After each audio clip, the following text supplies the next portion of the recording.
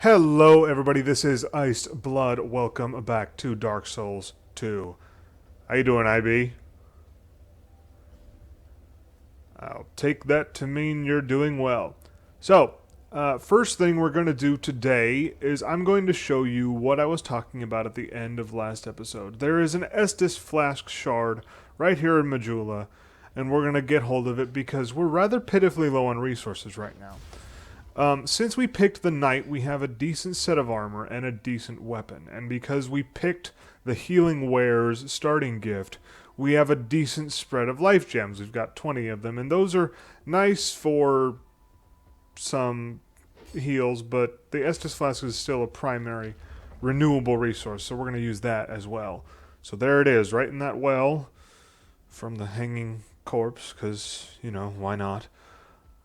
That's really dark. I never really thought about it, because that's actually a noose. I saw that from the angle. I never quite put that together. Someone hanged themselves inside a well. Alrighty then. So anyway, we got to talk to the Herald. Hello, Emerald Herald. Curse. Seek misery. For misery will lead you to greater, stronger souls. You will never meet the king with a soul so frail and pallid. Okay. Seek those whose names are unutterable. The four endowed with immense souls. Their souls will serve as beacons.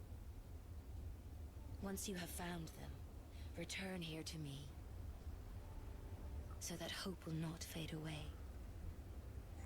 Alrighty, one more time. Is that a shard you found? Here, let me see it, so that I may help you. To see light, to see hope, however faint it might be. Okay, upgrade. Estus Flask will give the shard. We will pray, and then we will have 2 Estus Flasks every time we rest at a fire. It looks like IB is excited about that. I like these little gestures. I've always have. They're fun. So, couple things to unpack in that bit of dialogue, because I did say that I'm not going to unpack the symbolism in this game, at least from the beginning, from that initial cutscene, but I will be talking about what the dialogue tells us. So what we get from that is, she starts off by telling us we won't see the king with a soul so frail and pallid. So what I'm guessing that's supposed to mean is, we're still at the very beginning of the game, right? The king is our end goal at this point. We need to find the king. King of Vendrick. We need to find him. Okay? But we're still at the beginning. This is the overture of our hero's journey, right? We're not strong enough yet to reach the king. So how will we know when we're strong enough? That's where the second bit comes in. The 4 with immense souls. Those are the 4 main bosses that we need to track down and kill in order to gain access to the last leg, I suppose I would say, of the main game. The DLC is not really a part of this initial story. I've actually never played the DLC. I have all 3 now. I purchased the other 2 that I was missing during the holiday sale on Steam. Granted, I didn't get them on sale, but still, the sale was ongoing. So that'll be something that we deal with later. For now, we will have our primary goal situated as find King Vendrick and do what must be done. And that's the thing, we don't even know what we're supposed to do right now, and we're going to find that out later. So I'm just gathering a few things. I actually had to reshoot this footage, as though I actually have a camera, and I had to replay this section because I went through this once and then realized after I was finished that I wasn't actually recording. So yay for me. So here we have our first taste of combat. Now, if you're not familiar with how Souls games work, the first piece of advice, be patient. Always be patient. This is a very slow-paced, methodical game. And if that's not your cup of tea, then this series probably will frustrate you to no end. The best way to get yourself murdered in this game is to move too fast. And this is especially true for us because the knight in this game does not have a shield to start with.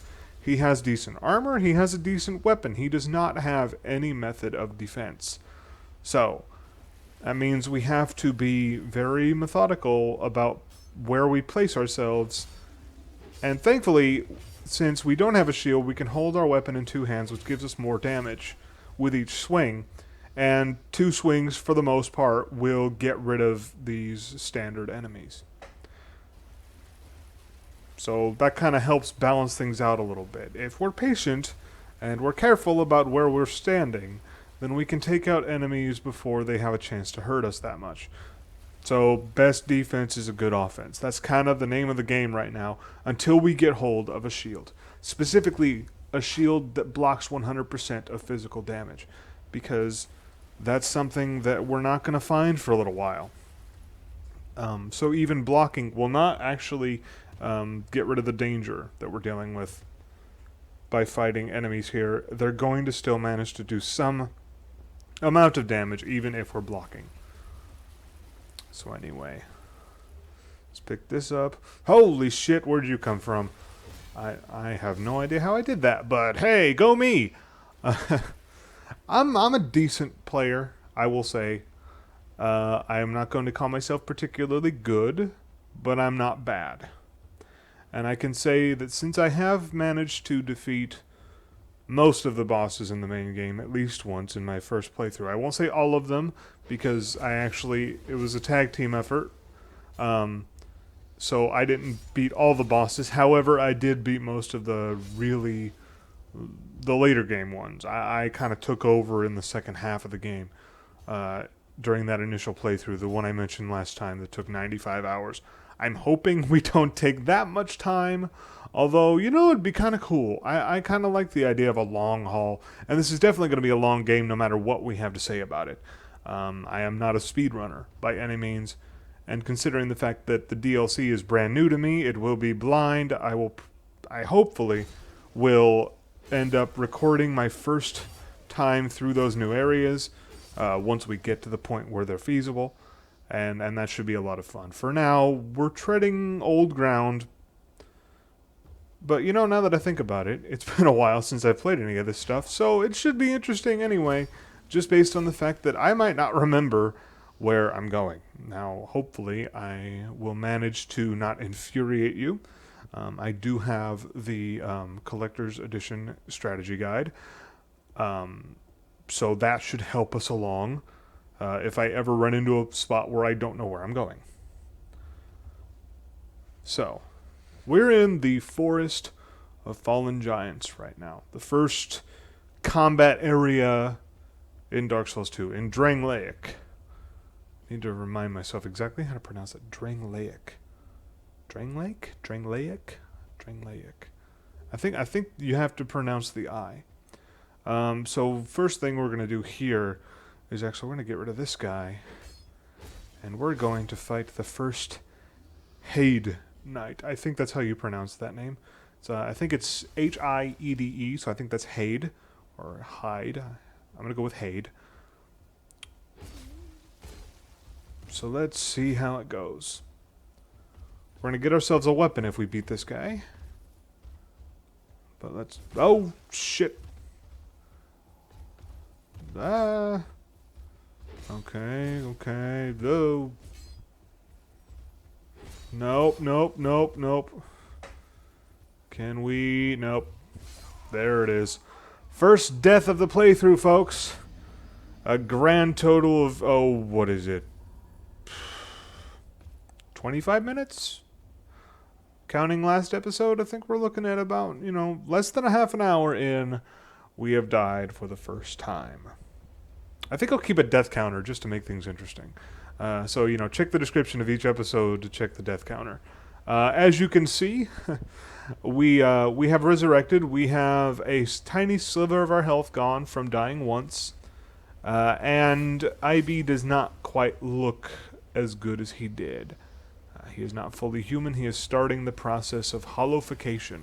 to borrow a term from the Bleach fandom that seems fitting here. He is becoming hollow. So he's starting to look like a zombie. The odd thing is, of course, at this point, he hasn't lost his hair.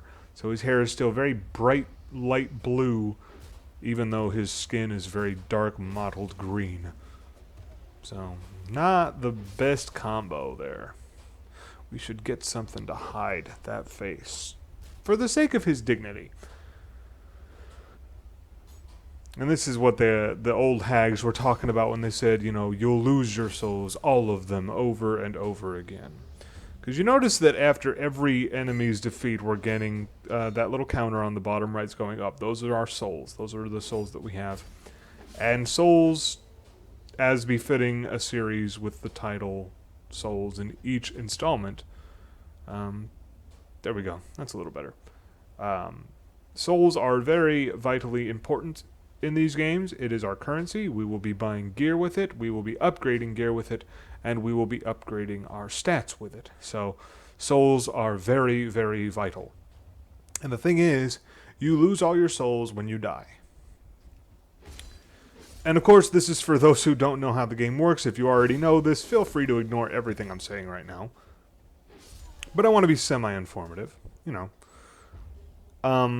Anyway, when you die, you lose all your souls. You do have a chance to get them back if you make it to the spot where you died without dying again. Because each time you die, the souls you're carrying drop onto the floor and you have to pick them up again. So, of course, if you die twice, that first bloodstain that carried your first allotment of souls disappears to be replaced by the other one. So, it is quite dangerous. I think there is a ring that we can get later on that will mitigate the... what are we going to call it? They'll mitigate the penalty for dying a little bit. Not too much, but it will help. So we'll keep an eye out for that. I believe it's something you can get in the relatively early game, and it will help expedite the process of this playthrough a little bit. Some people might say that this ring kind of makes the game easy mode, and of course, these games are known for their difficulty, so how dare I defile the soul's name by, you know, making things easier. Well, I want to make this easier, not just for me, because, like I said, I'm decent, I'm not awesome. I also want to make it semi-palatable for you who are watching this, because I don't want to infuriate you too much. Okay, another life gem, that's always nice. Okay, round 2. Fight! Okay. So, keep our distance, but not too much. A mistake that I am prone to make, and some new players might be, is to always stay really far away, and actually that kind of makes it easier to get hit, paradoxically, because he has a charging attack that he does if you have a certain amount of distance between you. You're actually safer if you're closer and just try to work his back.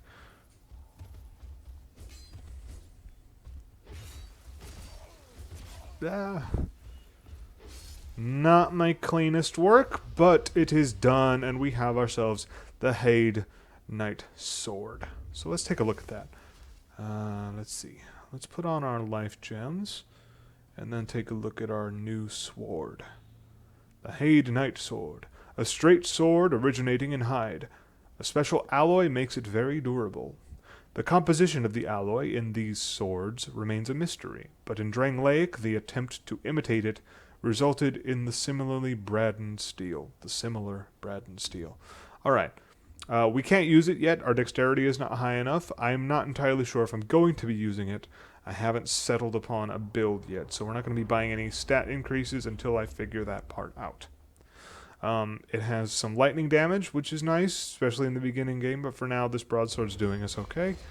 As you can see, we're doing okay. And mind you, that knight also not only gave us a sword, but it gave us a decent amount of souls too, because we're at 4 grand now, which is not bad at all. And we're going to need that, because there's a couple pieces that I want to get before we end this video. A couple things to kind of round out IB's set of gear here. Anything else? Aha! Thought so. Wood bolts would prove useful if we land ourselves a crossbow at some point. Here we have a slightly harder enemy. By slightly, I mean they take one more hit.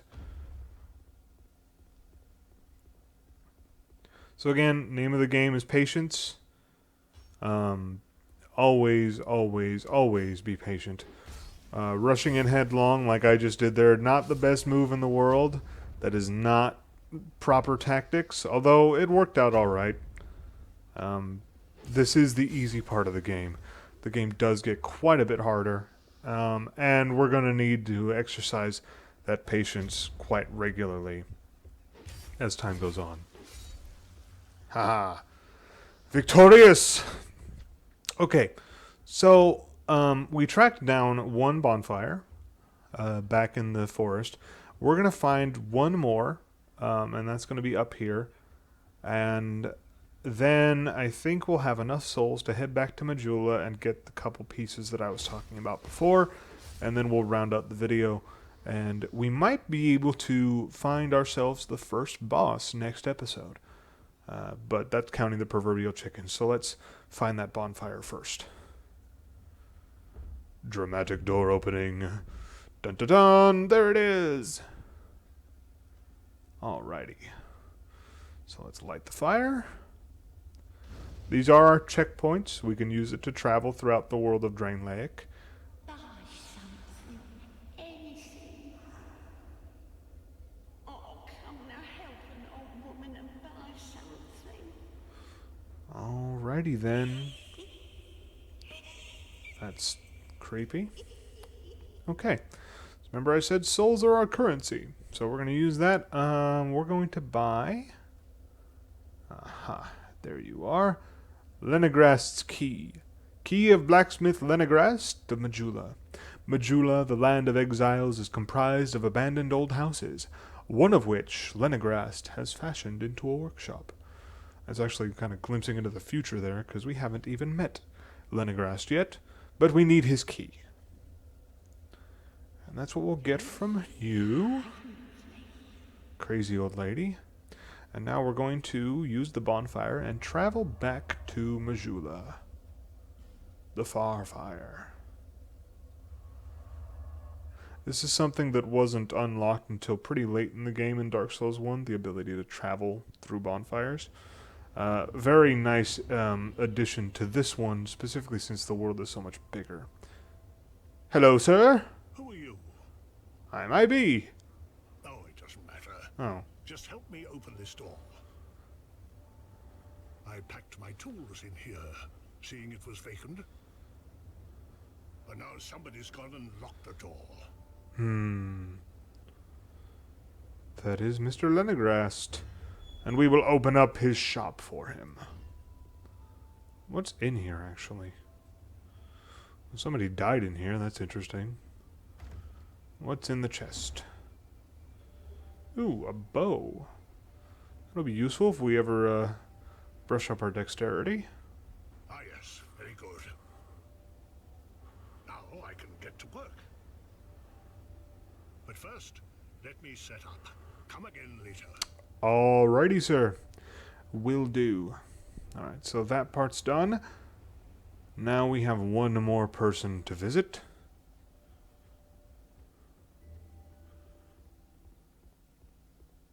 Hello? Hello there. Hi. Welcome to my shop. I'm Morlin, and I sell armor. How convenient. Oh, sorry, Please do have a look at my wares. I could really use the business. So, If you'd be so kind. absolutely. We have the Falconer's set right now, and we're missing a couple of things. One, this Silver Eagle Kite Shield has a pointed top designed for ease of use while on horseback. Unfortunately, we will not find ourselves a horse. I don't know, maybe the DLC has a horse that we can ride. I have my doubts. But we're wearing the Falconer's armor set, and Malden happens to sell it, along with the Falconer helm, worn by the Volgan Falconers. Domestic Volgan soldiers are infamously timid. so it's no wonder that this fierce band of mercenary falconers was hired to compensate. In practice, they serve as bodyguards for the affluent elite, and they serve well, such that nobody dares scrutinize their backgrounds. We'll buy one of those so that we have our full falconers set. Thanks very much. Mm-hmm. And do please come again. Of course. Alright, so let's put that on. First our shield. Alright, and now our helm. There we go. Probably would look a little better if IB put his face back on. But this will work for me. I like the little feather. And with that, we're going to close out the episode. Hopefully next time we will find ourselves the first boss. Looking good there, IB. Sort of. We will see you shortly. Fairly well, good sir. That's going to be it for me today. If you enjoyed this video, please give it a thumbs up, leave a comment, and make sure to subscribe so you know when the next episode hits. Bye-bye.